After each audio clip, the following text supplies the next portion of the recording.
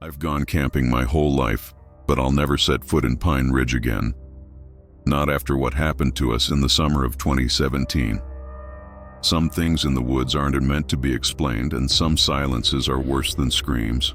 There were 6 of us. Me, my brother Evan, his girlfriend Kelsey, and our friends Mark, Jess, and Tyler. We were all in our early 20s, chasing the nostalgia of summer breaks.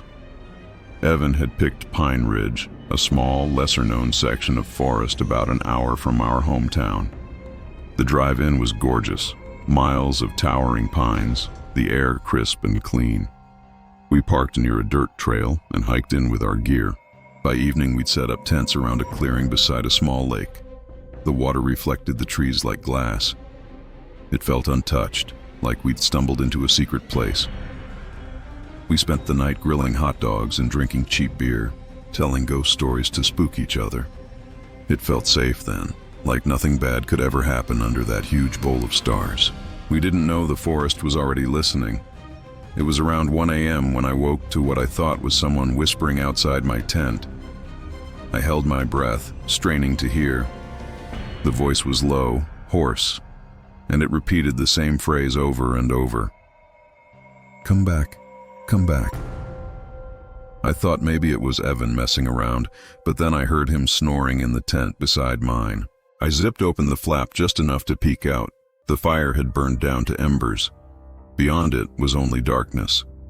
That's when I noticed Jess's tent was unzipped, wide open. I froze, but then saw her silhouette sitting inside. She was facing the woods, her back perfectly straight, as if she were listening. I whispered her name. She didn't respond. I whispered again, louder. That's when she turned her head, not all the way, just slightly, and whispered back, "Come back." I ducked back into my tent, heart pounding. I told myself I was dreaming, but I kept hearing the phrase outside until I finally fell into a restless sleep. In the morning, Jess acted completely normal, laughing, helping cook breakfast, even teasing me for looking half dead. I almost convinced myself it had been a nightmare, but around midday we hiked the ridge trail and found something strange. Carved into the bark of a pine was a single word, "back." Freshly cut, the letters white and raw against the bark. Tyler joked that some local teenagers were trying to freak people out, but the more we hiked, the more we found. Dozens of trees marked with the same word, all pointing deeper into the forest. Evan said we should head back to camp. Kelsey agreed. Jess, though, wanted to keep following. Her voice was almost sharp, uncharacteristic when she insisted. "Don't you want to see where it goes?" That night I couldn't stop replaying her tone in my head. We sat around the fire later, but the mood was off. The forest was too quiet. No frogs, no insects, no movement in the lake. It was as if the woods themselves were holding their breath. Sometime past midnight, I woke to footsteps circling the tents. Not animal footsteps. These were steady, human-like, crunching over pine needles. I unzipped the flap an inch and saw a figure moving between the trees. It looked like Jess. Her long hair hung loose around her face. She was barefoot, wearing only a t-shirt, walking slowly toward the tree line. I scrambled out of my tent and hissed her name. She didn't stop. She didn't even look back. She just kept walking until the darkness swallowed her whole. I woke the others in a panic. We grabbed flashlights and called her name, plunging into the forest. The beams of light swung wildly across the trees, carving out fleeting shapes. Every time I thought I caught sight of her, it vanished. After nearly an hour, we found her. She was standing in front of one of those carved trees, staring at the word "back." Her lips were moving, whispering the same phrase over and over. "Jess," Evan said softly, stepping toward her. But she suddenly turned, eyes wide and glassy, and screamed. Not in fear, but in rage. The sound ripped through the woods, echoing until it seemed to come from everywhere at once. We dragged her back to camp. She thrashed the whole way, whispering, "Come back," until her voice went hoarse. When morning came, she had no memory of leaving her tent. We decided to leave. None of us argued. Jess was pale, quiet, and wouldn't eat. We packed in silence. But the trail back wasn't the same. It twisted in directions we didn't recognize. Landmarks we passed on the way in were gone. At one point, we came to a fork we swore hadn't been there before. That's when Mark noticed the carvings again. More of them, now with extra words. Come back. Stay. You belong. Kelsey broke down crying. Evan cursed and threw his pack on the ground. Tyler swore we were walking in circles. By late afternoon, the sun dipped low and panic set in. That's when Jess stopped walking. We turned to see her standing perfectly still, her eyes locked on something deeper in the trees. "What do you see?" I asked, though part of me didn't want to know. Her lips trembled. Then she whispered, "They're waiting." Before any of us could react, she bolted into the woods. We ran after her, shouting, but she was fast, unnaturally fast. Our flashlights cut through the trees, but she was always just ahead, just out of reach. Then she was gone. We searched until our batteries died, our voices raw from screaming her name, but the forest swallowed every sound, every trace. It was as if she had never existed at all. At dawn, we finally stumbled onto a service road, half dead from exhaustion. A passing ranger truck picked us up. When we told them what happened, they searched for days. No trace of Jess was ever found. No footprints, no belongings. Nothing.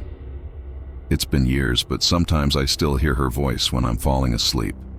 That low whisper, "Come back." And sometimes I dream of the carvings. The last one I remember seeing was different from the rest. It wasn't a command, it was a name, it was mine. I used to think fear was an emotion you could control. That if you stayed calm, stayed rational, you'd get through anything. But Deadwater Lake taught me otherwise. Fear isn't a choice. Sometimes it's a predator waiting in the dark, and when it finds you, all you can do is run. It was early June when we set out. Me, my cousin Hannah, and two friends, Luke and Mariah. We were fresh out of college, hungry for an escape before the weight of real life settled in. Luke suggested Deadwater Lake, a remote spot he'd read about on an old fishing forum. "No crowds," he said, "just us and the water." The hike in was long, the kind that makes your legs ache, but the lake was beautiful. Dark, still, ringed by dense pines that leaned toward the water like they were listening. The air was heavy though, the kind of humidity that clings to your skin. We set camp near the shore, tents facing the lake. As the sun sank, the surface turned black, swallowing the light. Hannah muttered that the place gave her the creeps, but we laughed it off. We built a fire, roasted marshmallows, and tried to convince ourselves the silence of the forest was peaceful. But that night, silence wasn't all we heard. Sometime past midnight, a scream tore through the air. It wasn't close, but it wasn't far either, coming from across the lake. High-pitched, raw, and human. We froze in our tents, waiting for another. And it came, sharper this time. Then another, and another, echoing across the water. Luke tried to convince us it was coyotes. Mariah whispered that no animal sounded like that. She was right. The screams carried words, though we couldn't make them out. Eventually, they stopped. The lake returned to silence, but none of us slept. The air felt charged, like the stillness after a lightning strike. In the morning, we debated leaving, but Luke insisted it was probably just drunk kids fooling around on the opposite shore. To prove it, he suggested we hike around the lake. The trail was narrow, winding through dense pines and marshy patches. Halfway around, we found something odd, a campsite, or what was left of one, a collapsed tent, a rusted lantern, a cooler overturned, its lid cracked. Everything was soaked, as if it had been abandoned years ago. But what chilled me most were the claw marks raking through the canvas of the tent. Too deep, too wide for any animal we knew. We didn't linger. We returned to camp, each of us quieter than before. Hannah whispered to me that she felt like someone was watching us. I told her it was just nerves, though I felt it too. The weight of unseen eyes on our backs. That night, the screams came again, louder, closer. And this time they were answered. We heard them around 3 a.m., screams overlapping, some high and shrill, some guttural and deep. Dozens of voices, all shrieking at once from across the lake.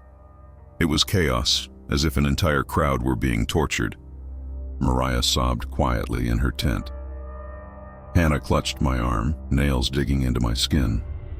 Luke sat by the dying fire with a hatchet in his hand, staring at the water. Then, suddenly silence. We listened, hearts pounding. The stillness lasted only a moment.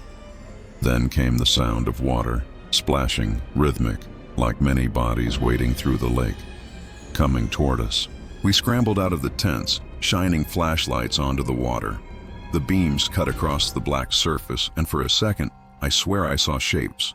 Pale faces bobbing above the waterline, eyes reflecting the light, mouths open wide. Luke shouted and threw a rock. The splash echoed, but the figures vanished. The water stilled. We didn't sleep at all. We kept the fire roaring until dawn, but the woods never felt darker. By morning, Mariah demanded we leave. None of us argued. We packed fast, but Hannah froze when she went to collapse her tent. Carved into the fabric, deep and jagged, were the words, "Stay with us." None of us admitted to doing it.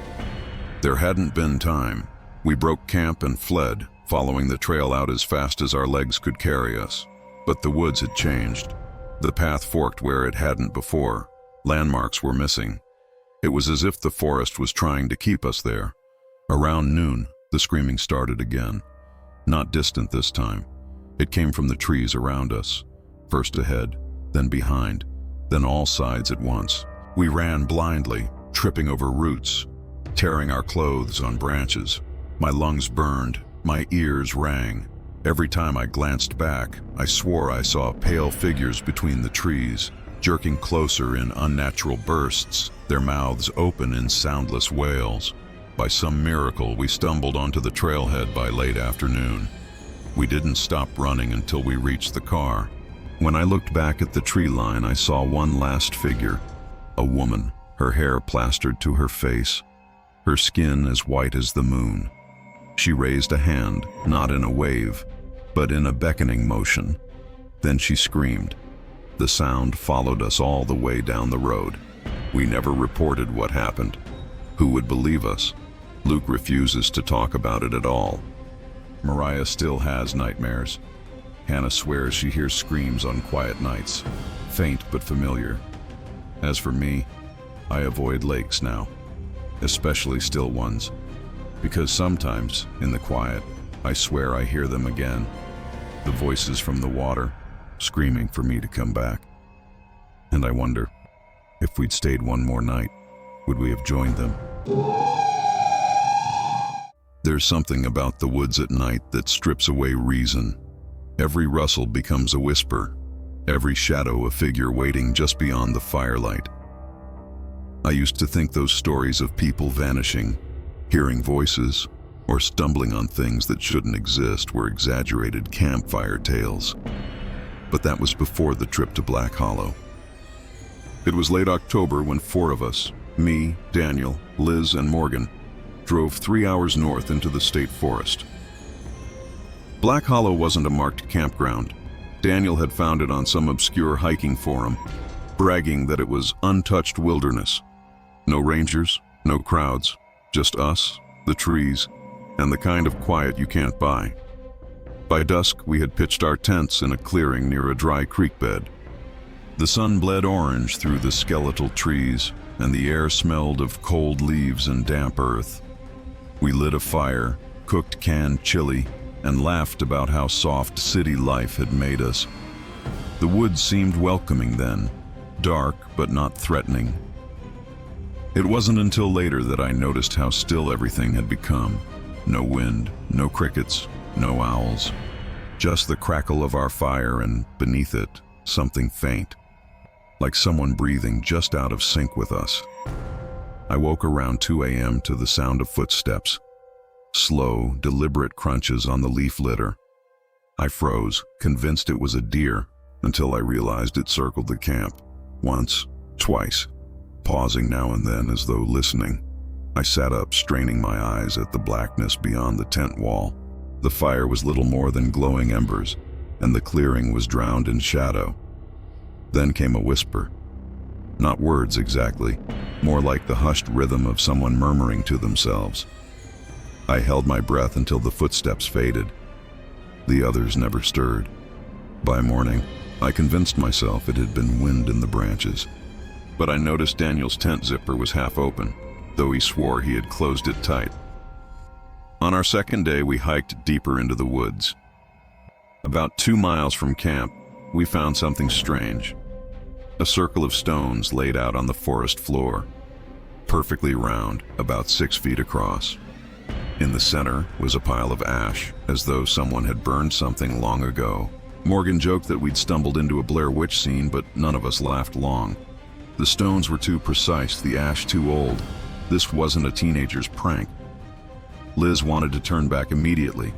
Daniel insisted we keep going, but even he went quiet after we noticed the trees around the circle had no bark up to shoulder height, stripped clean, like something had been gnawing at them.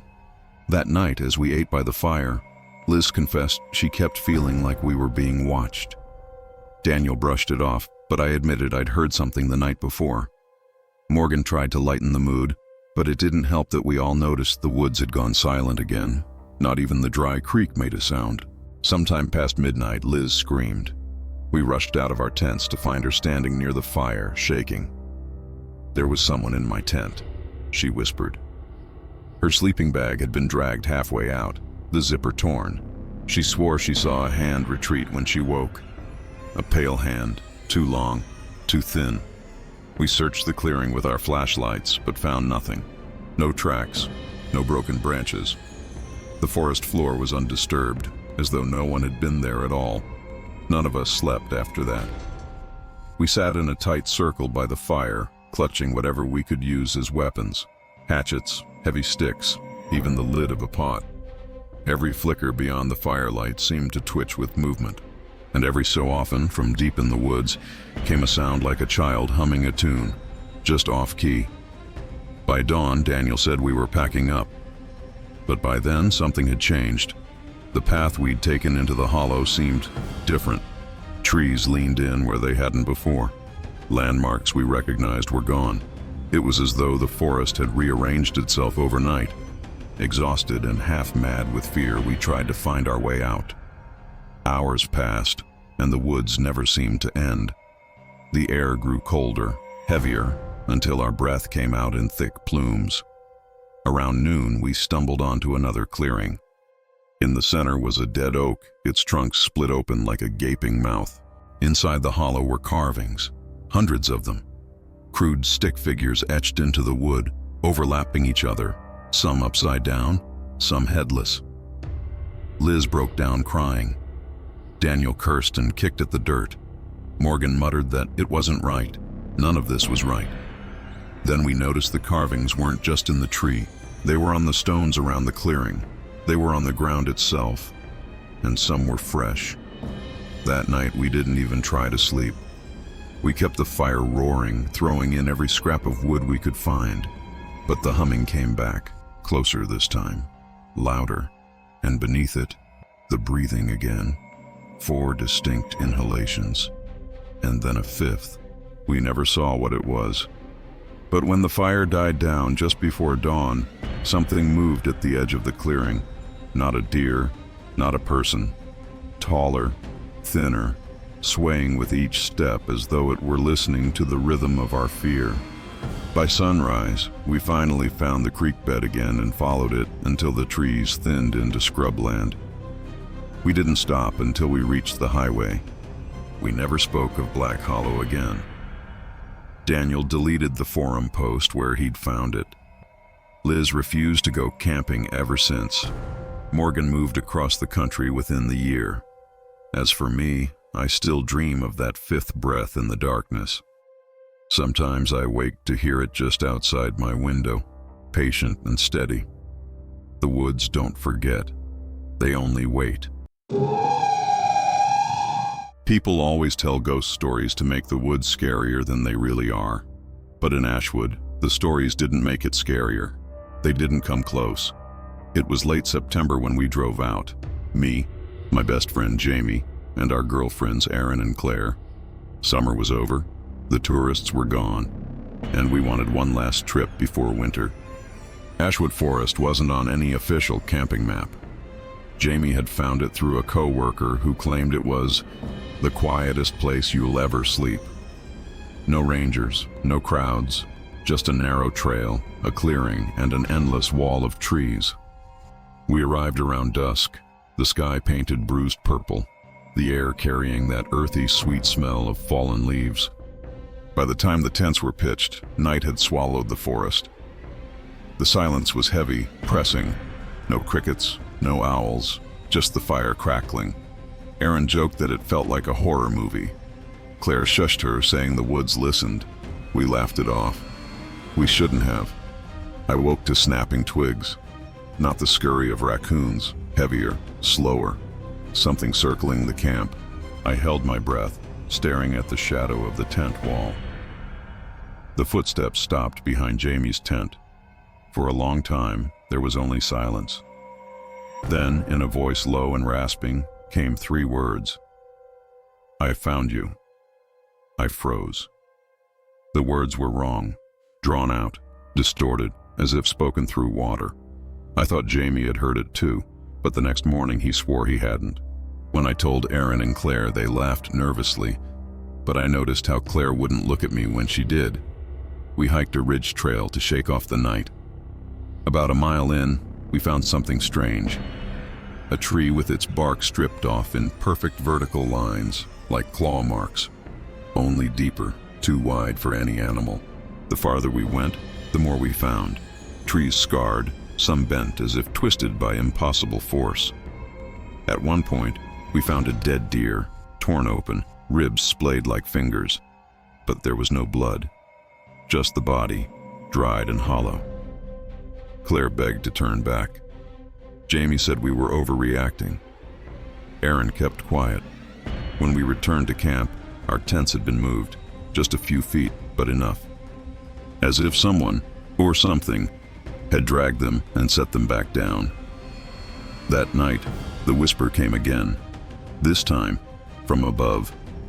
I opened my eyes to see the shadow of something leaning over my tent. Not human. The shape was wrong. Limbs too long, bent at angles. I couldn't move, couldn't breathe. Then the voice came, clearer than before. "I see you."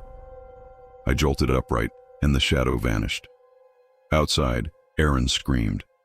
We scrambled out to find her staring at the tree line, shaking. She swore she'd seen something step back into the dark. Tall, thin, pale, watching. We huddled by the fire until dawn, none of us speaking, every crack of branches making us flinch. We decided to leave. No arguments. We packed fast. But when Jamie went to grab his backpack, it was gone. We searched everywhere, finally finding it 20 feet into the trees, torn open. Inside, his clothes were shredded, his food ripped apart. His journal was gone. We followed the trail out, hearts racing. But the forest seemed endless, the path bending in directions we didn't remember. At one point, Claire whispered that we'd passed the same tree 3 times. That's when we heard it. Footsteps, dozens of them, surrounding us. Jamie shouted, waving his hatchet, but the sound only drew closer. Then, through the trees, we saw them. Shapes, dozens of them. Too tall, too thin, their limbs crooked like broken branches, their faces pale and smooth, no features except wide gaping mouths.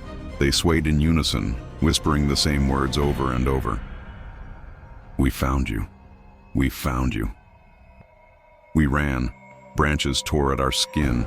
Roots tripped us. But somehow, by dusk, we stumbled back to the car. None of us spoke the entire drive home. It's been years since Ashwood. Claire doesn't talk to us anymore. She won't even answer texts. Erin wakes screaming some nights. Jamie hasn't been the same. He says he dreams of voices calling his name from the trees. As for me, I still hear them sometimes. Not in the woods, not in dreams, right outside my window, whispering, We found you. Some places aren't marked on maps for a reason. Silent Creek was one of them, and if I'd known what waited there, I would have never stepped foot in those woods. It was supposed to be a weekend retreat. Me, my brother Sam, and 2 friends, Heather and Kyle. We'd found the spot by accident, a dirt road branching off the highway with a faded sign half swallowed by vines. Sam swore he'd heard of Silent Creek before, a hidden campsite used by hunters. After 2 hours of winding roads and overgrown trails, we stumbled on it. A clearing beside a sluggish, dark creek. An old hunting cabin sat on the far edge, half collapsed, its roof sagging, door hanging loose. We joked about ghosts, about how this was straight out of a horror movie, but the truth was, the place unsettled us. The woods were too still, the creek too dark. Even the air felt wrong, damp, heavy, like it was holding its breath. Still, we pitched our tents and lit a fire. We told ourselves it was fine. That night, none of us laughed. Around midnight, we heard it, knocking. Slow, hollow knocks echoing from the direction of the cabin. At first, we thought it was the wind, but the sound was too steady. 3 knocks, a pause, 3 more. Sam grabbed a flashlight and wanted to check it out, but Heather begged him not to. In the end, we stayed put, huddled by the fire. The knocking stopped around 3 a.m., but the silence that followed was worse. It felt like the woods were waiting. We tried to shake it off, cooked breakfast, joked about raccoons playing games with us, but curiosity gnawed at us, and by noon we decided to explore the cabin. Inside, the air was thick with mildew and rot. The floor sagged, every step groaning. The walls were covered in carvings, hundreds of them, crude shapes gouged into the wood. Some looked like stick figures, others were faces, stretched into wide, screaming mouths. In the center of the room was a table. On it sat a single jar filled with murky water. Something floated inside, a deer's eye. Heather bolted outside and threw up. Kyle muttered that hunters must have done it, but I saw the carvings. Some were fresh, too fresh. We left the cabin, shaken. That night, none of us wanted to talk about what we'd seen, but the knocking returned, louder this time, closer. I woke to footsteps, not around camp, inside my tent. The fabric pressed inward, like fingers tracing along it. My breath froze in my chest. Then came the whisper, low and drawn out. "Knock! Knock!" I shot upright, unzipping the tent in panic. Nothing was there. The others were awake too, pale and wide-eyed. Heather swore she'd heard scratching at her tent, like nails dragging across the fabric. Then we all heard it, the creek. It was moving, gurgling, though it had been silent since we arrived. And carried on the water was a voice, low, singing, a wordless, broken tune. We didn't sleep after that. By morning, we decided to leave. But when we started packing, Sam was gone. We tore through the woods, shouting his name, panic rising with every unanswered call.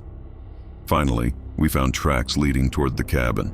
Inside, the jar was gone. In its place, carved into the table, were 2 words, "Knock, knock." We found Sam behind the cabin, standing ankle-deep in the creek. His eyes were open, but he wasn't there. He just kept whispering the same thing over and over. "Let them in. Let them in." We dragged him out, but he fought us, thrashing, screaming like a wild animal. It took all 3 of us to force him back to camp, to shove him into the car. When we finally drove away, the knocking followed us. Faint at first, then louder. I swore it was coming from the trunk, though it was empty. Sam was never the same. He barely speaks now, and when he does, it's fragments. They're waiting. Don't knock. The creek. Heather refuses to camp again. Kyle drinks too much and calls me some nights, whispering that he hears knocking in his walls. As for me, I've moved 3 times since then, but no matter where I go, some nights it finds me. That slow, steady sound. Knock, knock, knock.